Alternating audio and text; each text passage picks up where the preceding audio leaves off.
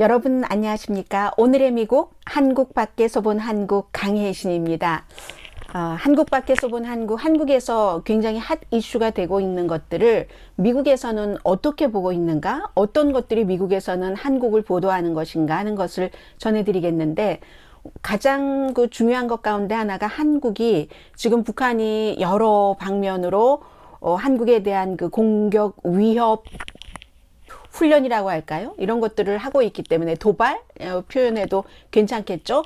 그런 훈련 같은 것을 하고 있기 때문에 한국이 핵무장이 필요한가 필요하지 않은가에 대해서 여러 의견들이 있습니다. 거기에 대해서 미국의 전문가는 미국의 입장에서 당연히 주장을 하는 거겠죠? 뭐라고 얘기를 하는가 하는 것을 보겠고, 그리고 서해 공무원 결국은 이제 그렇게 숨지고 지금 장관도 구속되고 한 것, 카카오에 대해서도 너무 많이 알고 계시기 때문에 잠깐만 미국과 무엇이 다른가를 전해드리겠고, 또 한국의 싱글 여성들, 마지막으로는 스타벅스가 100년이 넘은 한옥에 오픈을 한다 하는 것 전해드립니다.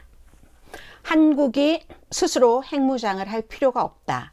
이 기고문은 Foreign Policy에 실렸습니다. 국방분석가고요. 그리고 전에 하원의 외교위원회의 스텝이었습니다. 제커리 컥이라는 분이 쓰신 건데, 제목 자체가 미국이 시애틀과 서울을 바꿀 것이다. 만약에 이제 핵 공격이 있을 때 미국까지 다다르는 대륙간 탄도미사일도 북한에서 발사하고 할 수 있잖아요. 그런데 아무튼 서울을 더 많이 지킨다는 그런 해석 내지, 그래서 이제 여기에 대한 기반이 되는 그 글을 유럽에서 구소련이 먼저 핵무기를 다 만들어 놓고 유럽이 어떻게 대처를 했는가. 그때도 역시 미국이 한국을 어떠한 방위 조약 등에 의해서 보호하는 것처럼 했습니다. 당시에 유럽은 미국을 믿었고 미국은 약속을 지켰다. 이런 내용이고요. 한국도 그렇게 믿어야지 된다 하는 겁니다. 아무튼 상당히 미국적인 입장에서 쓴 제커리 컥 씨의 기고문을 소개를 해드리겠습니다. 최근의 상황을 쭉 설명하고요. 북한이 여러 종류별로 미사일을 탄도 중거리, 단거리, 여기서 저기서 저수지에서 다 이런 것들, 나중에는 전투기가 한국 국경까지 온다던가 이런 것들을 보도하고 나서, 최근에는 세계에서 2017년처럼 화염과 분노, 트럼프 전 대통령 임기 초기에요. 그 같은 것은 아니었어도 그 정도는 아니라고 봅니다. 그 정도는 아닌데, 그때 그 말 이후에 상당히 어떤 북한을 중심으로 한 지역의 안보가 다이나믹해졌다. 안보 역할을 좀 조용하게 재구성을 했다라고 표현을 하면서, 한국에는 끊임없이 핵무장을 해야지 되는가. 오랜 동안 한국에서 많은 사람들이 핵무장을 결국은 해야지 된다는 얘기고, 최근의 여론조사 결과는 71% 핵 능력을 미국에 의존할 게 아니라 스스로 갖춰야지 된다라고 하는데, 이 글을 쓴 제커리 컥 씨는 그렇지 않다는 겁니다. 미국만을 믿어야지 된다는 주장의 글입니다. 이 글에는 중간에 이제 여러 사람과의 인터뷰가 있는데, 이백순 전 호주 대사가 미국의 핵우산으로 한국이 완전히 안전할 수 있을까? 이런 의문점이 있다는 거죠. 그리고 한국의 정치인과 군 리더들, 다는 아니지만 많은 사람들이 그렇다는 얘기들도 하고 있고요. 두 가지잖아요. 미국의 도움을 받느냐, 한국이 스스로 개발을 하느냐. 여기에 대해서 한국이 개발을 한다고 그럴 때 미국이 뭐 좋아하겠느냐, 있을 수도 없는 일이다라고 하지만 그게 미국 입장입니다.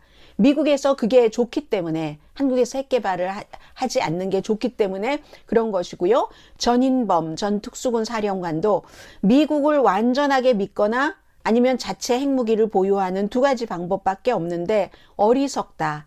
내 나라의 안보를 미국 정치인들에게 맡기는 게, 그리고 서방 세계에서도 대체로 이 같은 의견들이 많이 있다는 것을 이 전문가는 지적을 합니다. 그런데 냉전 시대의 유럽을 보면은 한국이 자체적으로 핵을 개발할 필요가 없고, 그리고 한국이 핵을 개발한다면 미국의 이해에, 미국의 인트레스트에는 장기적으로, 단기적으로 해가 된다. 미국의 해가 된다는 주장입니다.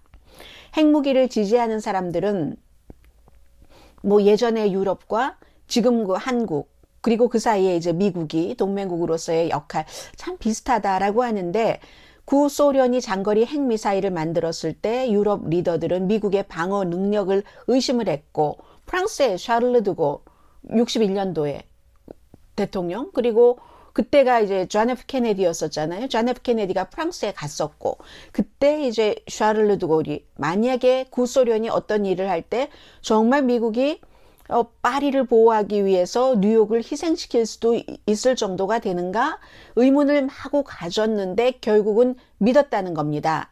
이것을 한국도 믿어야지 된다는 얘기예요. 로스앤젤레스보다 서울을 더 먼저 미국이 지킬 것이다 하는 것을 믿으라는 얘기입니다. 이분이 쓴 책도 있어요. 무슨 뭐 핵 프렌즈 해서.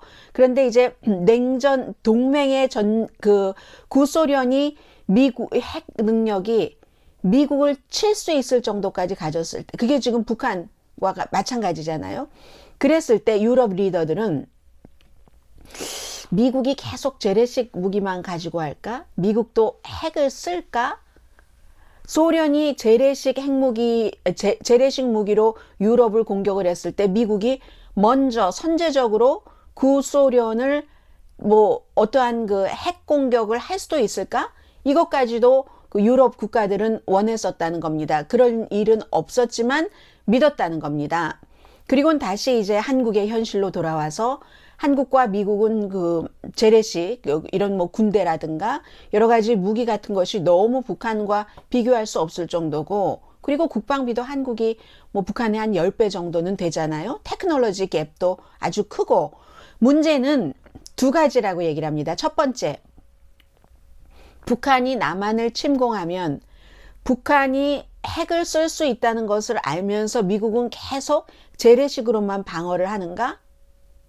아니면 미국이 북한이 남한을 공격을 했다는 그 보복으로 핵무기도 쓸 것인가?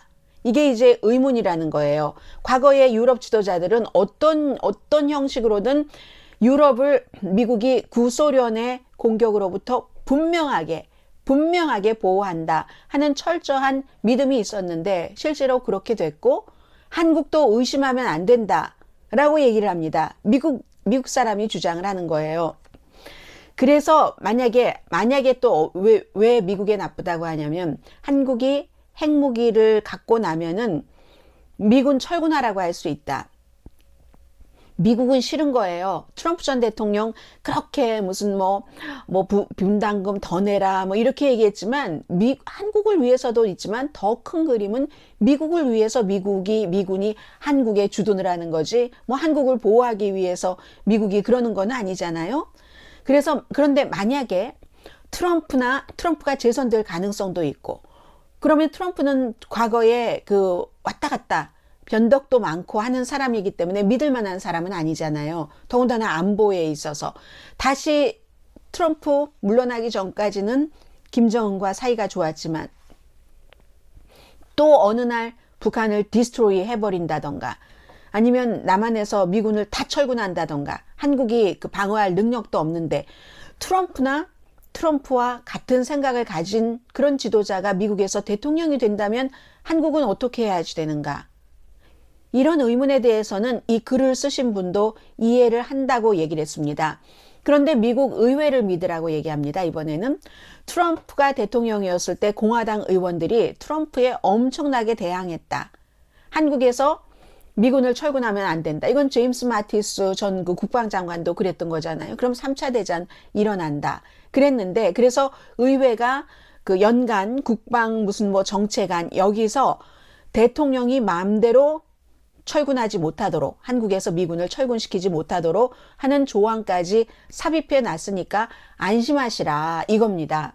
지금 미국은 인도 태평양 지역이라고 아시아를 쫙 만들어 놓고 중국을 딱 겨냥을 해서 이렇게 하는데, 그러려면은 한국에 미군이 있어야지 된다는 겁니다. 그래서 한국이 만약에 핵무장을 하고 이제는 우리 됐으니까 나가주세요 하면은 미국은 황당하다는 얘기죠. 한국 그런 얘기. 그런데 어쨌든 지금 의회에서 그렇고, 또 하나는 미국은 절대로 미국인 생명을 버리지 않는다는 얘기입니다. 펄하버 공격이 있었을 때 911 사건이 있고, 그 이후에 미국이 그런 일을 저지른 주체에 대해서 얼마나 끝까지 가서 처벌을 했는가. 그걸 보면 김정은이 만약에 한국에 핵무기를 쓴다고 하면은 미군과 미국인도 한국에 많이 주둔하고 있잖아요. 그런 사람들도 숨질 수 있다는 거잖아요. 그런데 그것을 미국이 가만히 있겠는가? 라고 얘기를 합니다. 결론은 미국의 정치 리더들은 김정은이 만약에 핵무기를 썼을 경우 미군도 다치고 한국에 있는 미국 사람, 일반인도 다치니까 김정은을 가만히 내버려 두지 않을 것이다. 그렇게 얘기를 합니다. 제가 잊어버리기 전에 한 가지 말씀드리겠습니다. 그 전에 미국 사람들 다 귀국하고 하면 어쩌고요? 지금 우리가 우크라이나 전쟁에서, 러시아 전쟁에서 블라디미르 푸틴이 전술핵을 쓸 것인가 말 것인가를 기준 삼아서 보는 것 가운데 하나가 누군가가 이제 사람들이 다 나오고, 나올 사람 나오고, 나오느냐 안 나오느냐 이거 보고 하잖아요. 사람들 철수시킬 수도 있는 거잖아요. 그 점은 또 생각을 해야지 되고, 그리고 이분도 지적을 합니다. 핵 억제력이라는 것, 이건 정말 언제나 불확실한 비즈니스다. 성공을 하려면 이걸 북한도 억제시키고 한국도 만들지 말라고 억제시키고 하려면 미국이 보여줘야지 되는데, 한국의 국방정책 이반자들에게 안 만들어도 된다, 우리가 다 해줄게 하고 확신을 해야지 되는데, 그러면서 이 사람은 계속 미국을 믿으라고 강조를 하고 있습니다. 한국의 핵무기 프로그램이 완전 개발돼서 완성되면은 미국은 더 나쁜 것이 또 하나를 예를 듣는데, 그 프랑스가 예전에 딱 그 핵폭탄을 갖고 나서 미군 나가시오 했다는 겁니다. 그래서 미국이 프랑스에서 철군을 했죠. 그리고 나서는 영국과 프랑스는 핵무기를 갖고 나니까 전형적인 그 군대를 줄였다는 겁니다. 핵이 있으니까 그게 상대가 나를 침공하지 못하도록 하는 억제력이 되기 때문에, 그래서 군대 거기에 쓸 돈을 갖다가 이제 무슨 뭐 일상 뭐 벌어사고 뭐 예를 들어 그렇게 썼다는 겁니다. 미국이 원치 않는 거예요. 미국이 그러면 돈을 더 써야지 되니까, 유럽의 방위를 위해서.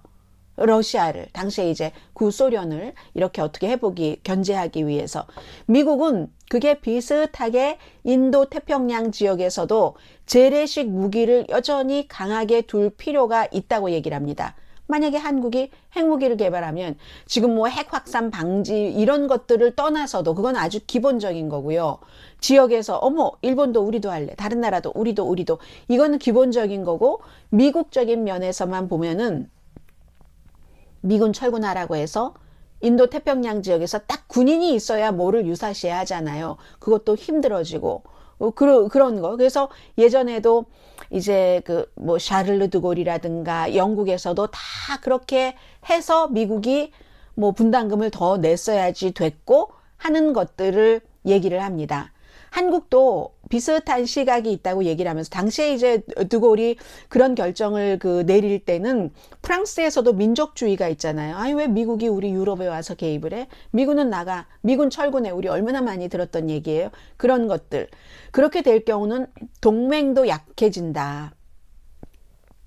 한국에서 그런 일이 있으면 하면서, 한국의 진보는 북한에 대해서 굉장히 보드랍긴 하지만 국방에는 이 프랑스에서 민족주의적인 게 있어서 미군 나가 했던 것처럼 미군 철군에 어느 정도 힘이 생기면 그런 일이 있을 수 있다는 겁니다. 제가 볼 때는 요즘 한국의 진보는 그렇지 않던데, 핵무기 개발하면 큰일 난다고 얘기들을 더 많이 하는 것 같던데요. 아무튼 이분은 그렇게 썼습니다.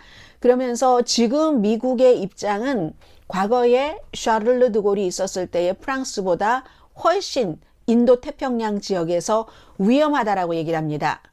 그때는 프랑스에서 미군 나가주세요 이렇게 얘기를 했었을 때 나토에서 다른 국가들이 협의를 해서 뭐 벨기에라든가 독일로 옮겼잖아요, 미군을. 그러니까 그쪽에 미군이 여전히 주둔을 하는데, 지금 한국에서 미군은 나가주세요 하면은 어디 다른 데에 배치할 나라가 없다는 얘기입니다. 그래서 미국의 이 동아시아에서의 그 힘의 아주 그 강함을 지키는데 마이너스가 된다. 그 유럽에서처럼 군대 재편이 안 된다는 겁니다. 장소 옮기는 것이. 전례 없는 북한의 위협이 있는데 그래도 냉전의 그 역사를 쭉 들여다보면 한국의 핵무기는 필요가 없다. 미국의 핵 억지력이 충분히 한국을 막는다. 그러니까 미국을 믿어라. 라는 게 이분의 글입니다. Foreign Policy에 이제 기고문을 쓰신 분인데요. 제커리 컥이라는 전 하원의 외교관계위원회의 스텝이었던 분입니다. 그런데 문제는 미국이 대통령에 따라서는 정말 트럼프가 재선된다면 철군한다고 한국이 핵을 개발하기 전에 그럴 수도 있는 일들도 오는 거고 그리고 국방을 다른 나라에 전적으로 맡긴다는 것도 왜냐하면 그 나라의 사정이 달라질 수 있으니까 그래서 이제 여기에 딜레마가 있는 거겠죠. 아무튼 미국에서 한 분은 이런 의견을 포린 팔러시에 기고문으로 보냈습니다. 자, 두 번째는 해양경찰청장과 서욱 국방장관이 2020년 해양수산부 직원 47살의 이대준 씨죠. 이 얘기는 뭐 몇 번 전해드렸습니다. 이 내용을 한국에서 지금 너무 핫해졌는데 미국에서도 심지어 알자지라에서도 자세히 보도를 하고 있습니다. 간단히 말해서 그거잖아요. 당시에 문재인 대통령이 북한과 막 관계 개선을 하기를 원했었는데 이 사람이 그 한국의 그 당시에 발표에 따르면 뭐 빚도 지고 이혼도 했고 해서 의도적으로 북한으로 이제 가려고 월북하려고 했는데 결국은 거기서 숨져서 북한이 코비드 시대에 이 사람을 총을 쏴서 뭐 시신조차 뭐 찾을 수 없게 됐다 뭐 이거잖아요. 그런데 나중에 알고 보니까 그런 게 아니라 이걸 서둘러서 막 어떻게 했고 뭐 이번에 그 뭐 서욱 전 국방장관과 그 해양경찰청장이 체포된 게 직무유기 구할 때 제대로 안 구했다는 거예요. 직권남용, 공문서 위조, 뭐 사건 은폐, 왜곡 등의 혐의로 그것도 이제 증거를 더 인멸할 우려가 있기 때문에 구속한 건데 의미 있는 구조를 안 했다는 겁니다. 뭐 중국어선은 있었다고 하고 그건 정확하게 잘 모르겠어요. 그리고 이제 북한군의 총에 맞아서 뭐 6시간이나 물에 있었다고 하고 의식을 잃었다고 하고 무엇보다도 개인적인 그런 문제를 먼저 막 얘기를 했잖아요. 그런데 돈 문제 뭐 몇 천만 원인가요? 얼마인가요? 몇 천만 원? 3억인가요? 그렇게 빚이 있지만 이 사람이 거의 뭐 1년에 뭐 7, 8천만 원을 버는 사람이었고 와이프도 한 달에 300만 원 정도를 버는 사람이었고 빚을 갚는 계획이 있었다고 했고 이혼했다. 이 문제는 아들도 이혼했다는 걸 언론 보도 보고 알았다잖아요. 같은 집에서 살았으니까. 왜냐하면 빚 때문에 그 남편이 진 빚을 갚을 계획은 있었는데 와이프와 아들에게 전가될까봐. 그래서 이 사람이 그 사라지기 전에 뭐 직전에도 계속 아들의 대학에 대해서 입시에 대해서 이런 것에 대해서 와이프와 뭐 메시지를 주고받다가 그게 메시지가 끊겼다는 거잖아요. 그런데 한 60개 정도의 군사 정보를 지우고 뭐 표류에 관한 여러 가지 조작을 했다. 그리고 탈북했다는 것을 뭐 시뮬레이션 결과를 만들어냈다. 이런 내용. 그동안 다 많이 뉴스에서 들으셨던 그 내용입니다. 그래서 이게 이제 세계적으로 문제가 됐다. 또 하나가 있잖아요. 2019년도에 뭐 아주 북한에서 흉악한 범죄를 저지르고 한국에 귀순하겠다고 했는데 결국은 뭐 그냥 막 거의 억지로 그 담당국이 아닌 다른 뭐 경찰청에서 특수경찰이 와서 보내고 했었다는 그 문제도 이 문제가 사실은 더 컸습니다. 특히 유엔이 있는 그 뉴욕 쪽에는 뭐 인권 단체들이 많이 있잖아요. 이번에 뭐 한국이 인권위원회에서 떨어졌는데 베트남보다도 못하다, 방글라데시보다도 못하다 하면서 떨어졌는데 그런데 이 문제는 미국에서 굉장히 컸었습니다. 한국에서는 뭐 그 북한 그런 흉악범 이렇게 얘기를 했지만요. 법이라는 게 있기 때문에 결국은 그 문제는 사법 절차에 따라서 한 것이 아니라 그냥 국가에서 정부에서 판단해서 안 가겠다고 나중에 비디오 나왔잖아요. 그런 사람들을 북한에 이제 보낸 것. 이것은 이제 뭐 10군데도 넘는 그런 그 인권 단체들이 해외에서 굉장히 강하게 유엔에도 이 문제를 어필을 했었고요. 이 내용도 지금 같이 전하고 있습니다. 미국의 많은 적법한, 문제는 적법한 절차 없이 사법부가 판단을 해야지 되는데 그 사법부의 판단에 의해서가 아니라 정부의 판단에 의해서 보냈다. 뭐 이것도 이제 국가정보원장들이 다 개입돼서 여러 가지 조사, 수사를 받고 있는 거잖아요. 그래서 이제 그런 문제. 야당은, 더불어민주당은 한마디로 정치 탄압이다, 보복 수사다, 진실 조작이다 이렇게 얘기를 했고 여기에 하나를 더 붙입니다. 지금 한국에서 다 한 뉴스가 미국이나 해외에서도 한국을 바라볼 때 다 핫하다 하고 보도를 하고 있습니다. 한국만큼 심도 있게 보도하고 있지는 않지만 지금 다 나오고 있습니다. 이재명 더불어민주당의 대표의 그 최측근인 뭐 나의 분신이라고 스스로 그 얘기를 하셨잖아요. 그랬던 그 김용 씨가 뭐 시의원도 했었고 그 성남시에 결국은 뭐 선거 자금에 쓰기 위해서 8억 달러 이런 것들을 뭐 어떻게 해서 어떻게 했다. 문제는 나중에는 이재명 대표와 문재인 전 대통령까지 수사의 칼날이 가는 것이다. 이런 그 내용들을 한국의 야당이 그 주장하는 것까지도 미국에서 전부 보도를 하고 있습니다. 더불어민주당의 김의겸 의원이 최종적인 진실을 보자 일단 구속됐고 그리고 이제 구속영장이 나오고 구속되고 하는데 증거 없이 구속영장을 주지는 않잖아요. 그런 일이 있었기 때문에 어쨌든 돈의 흐름 같은 것도 확보를 했기 때문에 구속영장이 나오는 거고 체포되는 것이고 하는 건데 최종적인 진실을 보자 재판 과정에서 나오는 뭐 이런 시작되는 이게 있지만 재판 과정, 재판 결과 이렇게 보자. 문재인과 이재명이 타겟이다. 이런 한국의 뉴스를 미국과 세계 언론들이 보도를 하고 있습니다. 카카오톡은요, 이제 다 뭐 원위치로 돌아갔지만 미국에서는 어느 점에 포커스를 두냐면 카카오톡은 말하자면 페이스북 메신저나 왓츠앱, 우버, 택시니까 카카오가 택시가 있으니까 구글맵, 또 벤모는 돈을 주고받잖아요. 카카오가 은행 역할도 돈을 주고받는 걸 하니까 이 모든 것을 합쳐놓은 것이라는 게 이번에 어디 서버 있는 곳에 불이 나가지고 굉장히 오랫동안 안 됐었던 거 그게 이제 나라가 작동 안 하네? 이런 얘기가 나왔을 정도잖아요. 그래서 미국에서는 어떻게 표현하냐면 예를 들어서 미국에서 그 현대가 자동차로만 상징되지만 한국에서는 뭐 아파트 뭐 다른 것으로도 상징이 되잖아요. 어떤 독점 비슷하게. 그리고 삼성 하면은 역시 테크놀로지도 있지만 보험업계, 의류업계, 아주 비싼 의류업계 이것을 다 총괄하고 있다. 카카오가 이렇게 미국에서 따로따로 떨어져서 어떤 역할을 하는 것을 카카오는 혼자서 다 한다. 그러니까 얼마나 많은 사람이 쓴다는 거잖아요. 인구가 뭐 5,500만 명이 조금 안 되는데 4,750만 명이 쓴다고 하잖아요.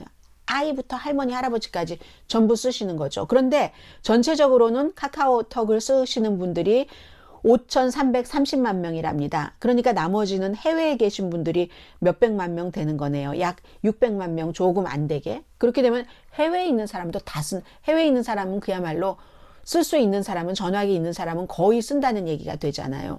이 독점이 문제라는 거죠. 그리고 미국에서는 예를 들어 아마존 그 웹 서비스나 뭐 많잖아요. 뭐 페이스북, 왓츠앱, 애플, 뭐 슬레이크 뭐 이런 것들도 다운이 되긴 하죠. 가끔.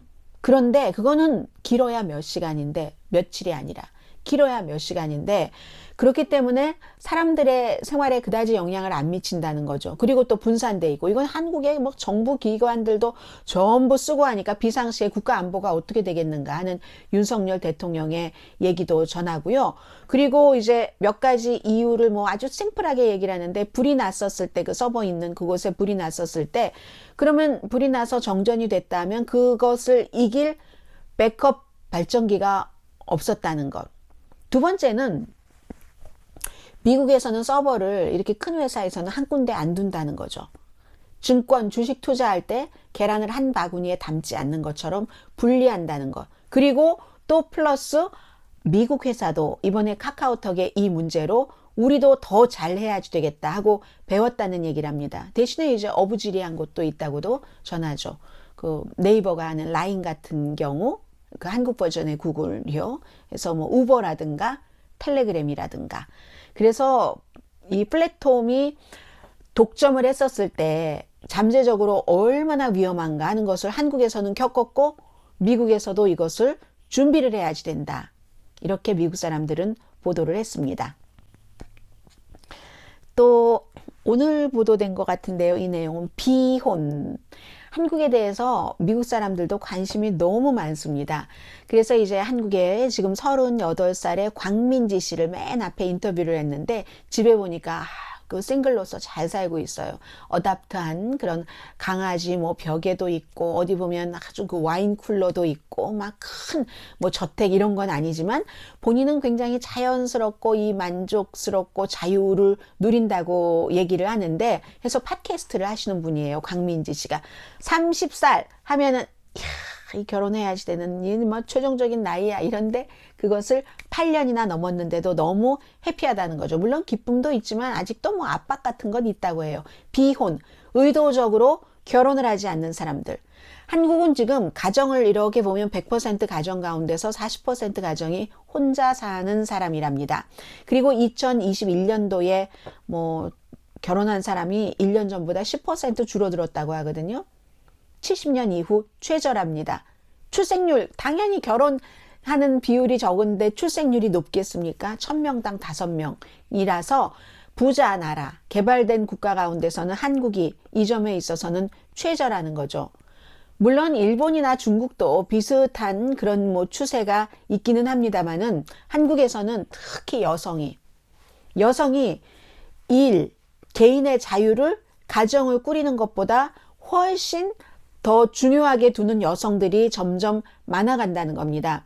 그러니까 정부 데이터에 나오면은 늘 나이 든 사람만 많이 모인 지역해서 뭐 89군데의 군, 뭐 시, 이런 곳을 인구 감소 지역으로 정하고 1년에 여러 가지를 하면은 이 돈을 주겠다 해서 한 뭐 연간 1조 원 정도를 지원을 한다고 하거든요. 그런데 사회가 많이 바뀌잖아요. 주택회사도 혼자 사는 그런 그 혼자 살 수 있는 룸을 렌트하거나 식당에도 뭐 한국에 얼마나 구이집이 많습니까? 전부 미니 그릴 혼자 있으니까 솔로 바베큐 이렇게 표현을 했네요.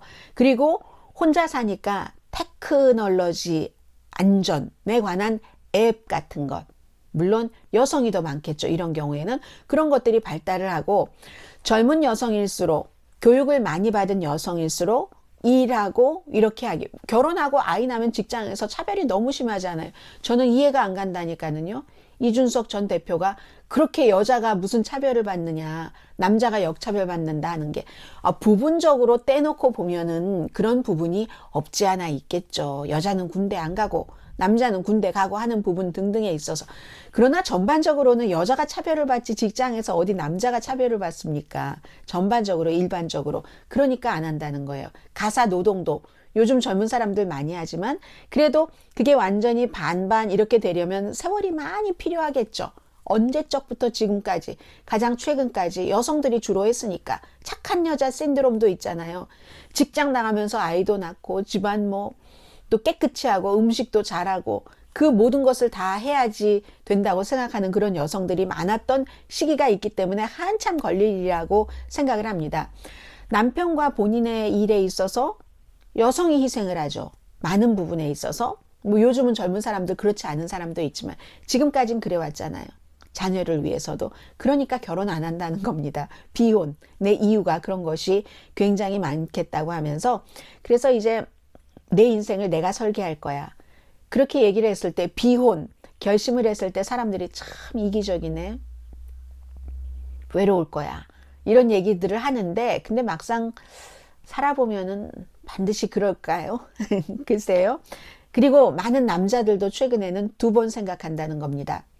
남자의 경우에는 아직도 이게 전형적인 그게 있는 거예요. 경제적인 그 책임을 져야 된다는 압박감, 가장으로서의 스트레스. 그리고 뭐 젊은 사람들은 뭐 싱글의 자유를 좀 즐기지 하는 것도 있고 해서 요즘에는 이렇게 지역 사회에서 뭐 인터넷 앱 같은 데서 만나면 위험할 수도 있잖아요. 그러니까 지역 사회 같은 데서 좋은 장소에 사람들을 이렇게 만나게, 젊은이들을 만나게 하고 이런 일까지 한다고. 제가 한국에서 살았을 때는 없었던 그 매치메이킹 파티 같은 것을 정부에서 주도를 한다. 뭐 경상남도 어디였었죠? 함자가 들어가는 곳이었던 것 같은데 제가 읽고 나서도 잊었어요. 35살에 한 소방관도 집에서도 뭐 사람들 소개해 준다고 하고 결혼하라고 하고 하는데 어쨌든 힘들다 해서 파티에 참석을 했다는 얘기. 함양이군요. 그런 얘기 하고 있습니다. 그래서 자녀도 싫다, 결혼도 싫다, 이런 그 비혼을 주장하고 살아가는 싱글 코리안에 대해서도 미국에서 보도를 했고요. 그 밖에는 이 내용들은 굉장히 많았어요. 저는 제목만 말씀드리겠습니다만은 BTS가 군대를 가겠습니다. 연기하던 것도 이제 멈추겠습니다. 하고 나서는 이미 미국의 경제 매체 전문지에서는 얼마나 많은 돈을 한국이 잃어버릴까? 경제적으로 관광, 또 화장품도 BTS 때문에 굉장히 많이 팔리잖아요. 그런 것들에 대한 보도가 무척 많았고, 그리고 요즘에는 한국의 뭐 음식이라든가 사소한 뭐 한몫부터 시작해서 완전히 K 화장품, K-팝, K-드라마, K-영화에서 이제는 그 뭐라고 제가 말씀을 드렸었죠? K-푸드도 도대체 날마다 찾아보면은 안 나오는 매체가 없어요. 결국은 잡지 뉴요커라는 잡지가 굉장히 하이 퀄리티고 문학이라든가 이런 곳에 강하거든요. 이번 주에 뉴욕타임즈에서도 한국의 무슨 뭐 김치, 김밥 너머에 어떤 한국 음악이 아니라 한국 음식의 문화에 대한 하이라이트, 뭐 이런 식으로 보도를 굉장히 많이 하고 있고요. 반찬 가게까지, 그 잡지 뉴요커는 반찬 가게, 야, 유토피아, 갈만한 뭐 유토피아라고 표현을 하면서요, 반찬 가게. 그런데 막상 이렇게 사진 같은 것을 보면은 뭐 그렇게 대단한 것도 아니거든요. 그만큼 이제 한국은 세계에서 모든 나라 사람들의 많은 부분에서 아주 그 주목을 받는 국가가 됐다 하는 거 전해드리고요. 이 내용은 오히려 제가 미국에서 보니까 새롭습니다. 스타벅스가 대구에서 100년이 넘은 한옥의 현대와 전통을 연결한 그런 이제 스토어를 오픈을 했다. 199평, 7,000 스퀘어 피트, 좌석은 120개가 있어서 처음에 저는 제가 사진 봤었을 때는 앉는 것이었거든요. 그런데 나중에 보니까 이제 뭐 120석이나 되니까 어떤 곳은 의자가 있는 곳도 있네요.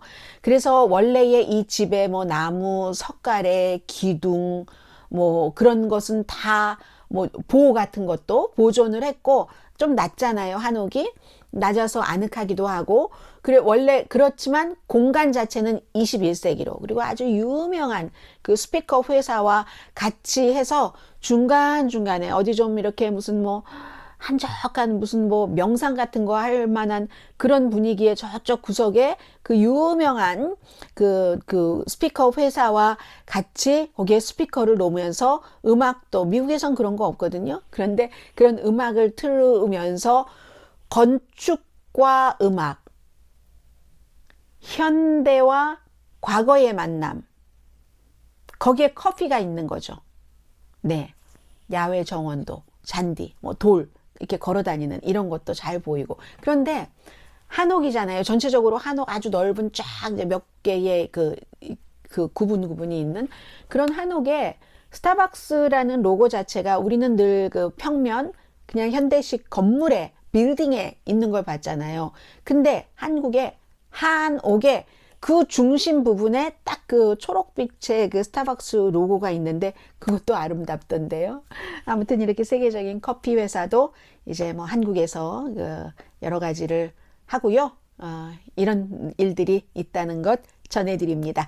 오늘 여기까지 그 한국 밖에서 본 한국 전해드리고, 저는 내일 오늘의 미국 정규방송 시간에 뵙겠습니다. 강혜신이었습니다.